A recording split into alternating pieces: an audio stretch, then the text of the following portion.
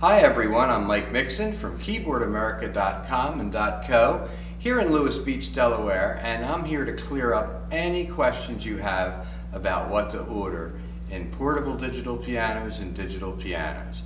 You're going to get a close-up of actual piano actions so you can see exactly what I'm talking about, and we're going to look for the two most important things, which is first of all the sound and then also the feel and the touch.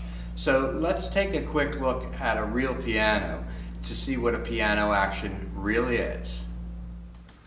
Okay, so here is the action of an upright piano, and as you can see, the key is here and the hammers are here that strike the strings.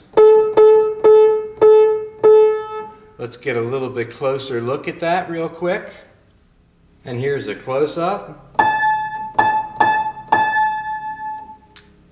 Okay, so that means if my arm was the hammer, you strike the key, it goes forward, it comes back, forward, back. A grand piano action is gravity fed. So you strike the key, it goes up. We're going to get a close look up at that in just a second. But this explains why an upright is a little more difficult to play than a grand. A grand has a smoother feel and touch because there's up to 7,700 moving parts in that upright piano action. Okay, so here is a grand piano action, and so you can see what it is. I'll just slide this thing right out. Believe it or not, it works this way on every grand piano, and there's your action. So you can see the hammer goes up and down, doesn't need moving parts. It's really a smoother feel and touch. Okay, so that's the theory. Here's your grand piano action, up and down, very natural. Upright action, a lot heavier to move, just because of the dynamics of it.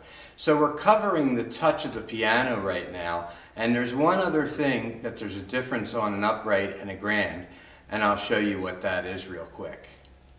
Okay, so if you're a Billy Joel fan, or you play a higher level piano, I can take the grand action and just keep punching that key as quick as I can, and believe it or not, it's going to respond. Now, you can't try that on an upright because it won't work. An upright piano is a direct blow action. You have to wait for the hammer to come back before you can strike it again, just because of the angle that it is. So grand actions are much nicer than upright actions. Well, in digital pianos, even in an entry level, you're going to get a grand piano feel. It only makes sense if you have to make an action feel like a real piano and go through all that expense, that you just make one action for all your digitals, and you're going to want to reproduce that grand action. Okay, so that's great. You've got a really nice piano action in almost every digital piano. Now the sound, that's the most important thing as well. So the touch and sound. This is where you're really wondering which piano is better than the next one and what it's all about. Well, here's what happens on a piano. If you watch a pianist on TV, you'll see they're sitting at a very long piano. It'll be 9 foot long, and that's what the pros use. And they're expensive pianos. They're in the 200 to 250,000 range. And the longer the string, the more pure the tone, which I'm going to give you a demonstration of that in just a second too. So not only is the string longer, but the soundboard that actually makes the sound is bigger, so the whole piano sounds bigger, richer, and fuller. Once again, if you're going to make a digital piano sound like an actual piano, you might as well sample the $200,000 or $250,000 grand. And that's what digital piano companies do.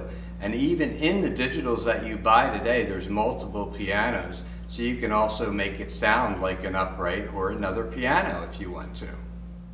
So let's go do a sound comparison and show you the difference between, let's say, a 9 foot and a 5 foot grand piano.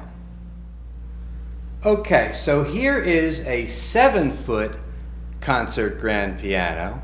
We're going to get a close-up so you can see how the tone is created, so you'll appreciate the sound of a digital piano that much better. Let's first take a look at the inside of the piano. We're going to get a close-up of this as well. Right here is your bridge, right in the piano. This rib creates the tone, and underneath the whole piano is a soundboard. That's the wood. That amplifies the tone of the piano. So creates the tone of the piano, amplifies the piano. Now the longer the strings, the truer, richer, and cleaner the sounds are. So let's take a look at how short the strings are, even on this 7-foot concert grand. Okay, so you can see the strings are only this long, and this is on a 7-foot concert grand.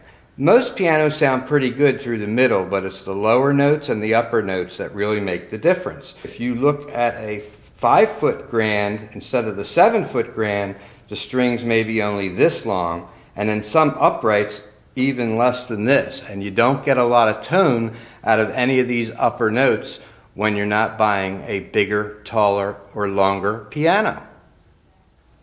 Okay, so here's a close-up of the inside, and here's the bridge right here, going right down the piano. It's about this wide, about this tall, and of course that's where the sound is created once the hammer strikes the string and makes it vibrate. The soundboard, you can see, is right underneath, and it goes all the way the entire length of the piano as the strings do. Okay, so now you've seen exactly how a piano works and what makes one piano better than the other one. In a digital piano, it just wouldn't make sense to not sample the 9-foot grand, and it wouldn't make sense to not put the grand piano action in there either. It would actually be much more or less expensive for the manufacturer to build one action for all their digitals, and there are some upgrades to actions as you get into higher priced digitals, but the bottom line is even the entry-level digital pianos, especially from Casio and Yamaha, are really close to the real thing. So in my opinion, the sound is much better on a digital, even a portable digital piano, at $449.99 than an actual upright. If you were to compare a real acoustic piano that sells for between $2,500 and $5,000, I think you're going to really hear a big difference between a digital and acoustic, and I'm actually going to show you the difference in about 10 seconds. Okay, so right after this quick demonstration, we're going to talk about which brands are the best in the marketplace. Okay, this is going to be a single note test. I'm just going to play one note on each piano, and you'll hear the significance of the two pianos. I'm going to use a Yamaha upright piano versus a Yamaha digital piano, and the digital piano is actually going to be further away from the microphone in the camera, and that's all I'm using, by the way. There's no enhancements here, and the piano is actually closer to the mic. So let's take a quick listen. First, there's the real piano, and I punched that pretty hard. Now the digital. Back again.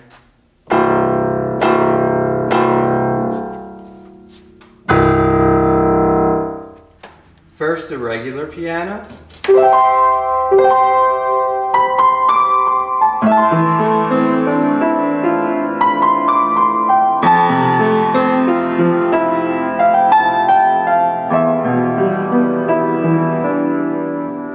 Let's go to digital.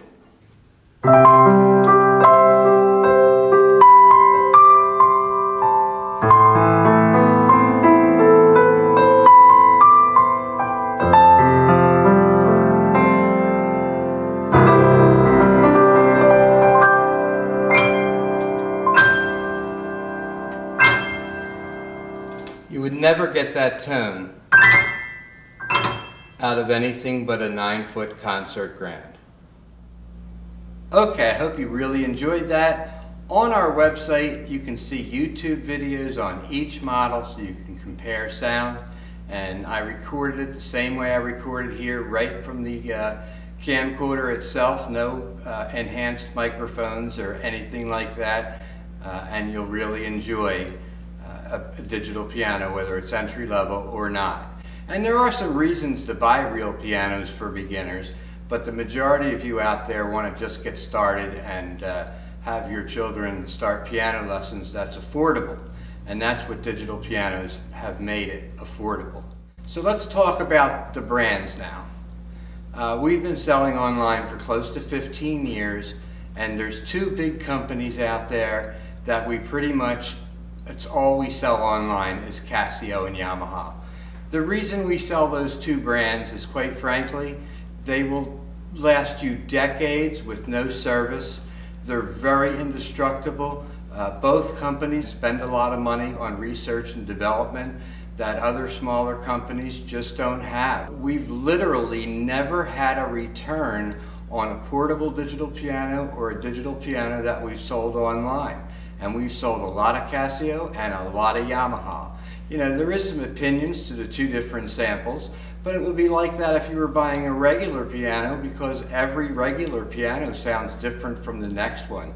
So there's actually more consistency in digitals than there is with traditional acoustic pianos.